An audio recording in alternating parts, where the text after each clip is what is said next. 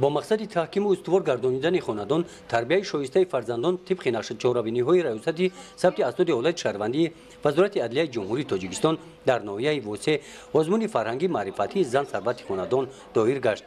از روی نظامنامه در این چهاربینی سمت فعالیت کاری، طرز درست خدمت رسانی با اهالی، حجت گذاری، کاری بایگانی، نظام یگانه الکترونی باگذاری کرده شد.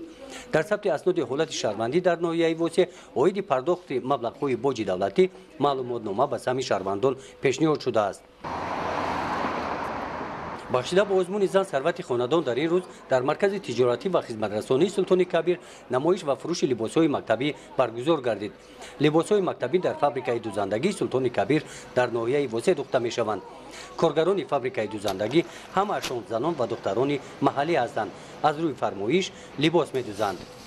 ما کوشش می‌کنیم که در همبستگی در یکجایی برابر مؤسسه تعلیمی همه پهلوهای طلبات امروزه که با سیستم معارف و سوای معارف روانه کرده شده است با اینوبت گرفته نرخ را تا حد امکان ارزان نموده با مثال وای تاثیر مثبت خود با بودجه عائله مردم ناحیه رساندنی است. قسمت تنتنوی آزمون زن ثروت خاندان عاید دور ناحیوی مسابقه جمهوری عائله بهترین بلند برداشتن معرفت عائله‌داری هنرهای مردمی با اشتراک عائله‌ها دایر گردید. در اینجا هنرهای ملی به نمایش گذاشته شدند. مسئول کارهای دستی گلنور کمال‌آور را اعضایان حکمان بهای بلند دادند.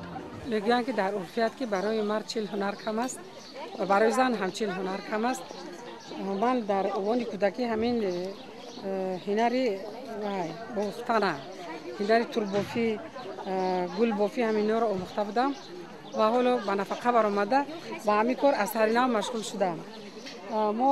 من این همین چیزی خودککی که در دست من میبینید این پیش دخترکان رومالچه میگفتن رومالچه عروسی برای شهها و همین چیز مدت‌های زیادی از بین رفته بود و همین چیز رو من گمان میکنم که زنده کردم. من یک 20 نفر دخترک دارم که میآموزانم همین طرز بافتنی این تکسری ها بالا پوشی چاینک ها جای نماز من هم خیلی رومال ها که بسیار برای بانوان زیبنده است و رمزی افتاب و رمزی وی هستین رنگ کمان بسیار زیبا می‌پراید و هر یک بانویی که در خاندان خود چنین تکسری ها رو در بالای دیوانش می‌مونن خانه رو خیلی زیبا نگاه می‌دارد. یعنی محصولات شما طلب دارید؟ بله بسیار این چیزا به مردم معقول میشد ولی من حالا یگان چیز نفروختم. با آزمون زن ثروت خاندان سجو عائله‌های نمونوی از جماعت شهرک وسه جماعت‌های دهاتی به نام وایسف عبدی عوضف دعوت شدند. این عائله‌ها در تربیت فرزندان مسئولیت بلند نشان دادند. فرزندان آنها همه‌شان معلومات عالی داشته در ساحه‌های گوناگون حیات کار و فعالیت می‌نمایند. در این آزمون با سجو عائله‌های جوان شهادتنامه عقد و نکاح تقدیم کرده شد.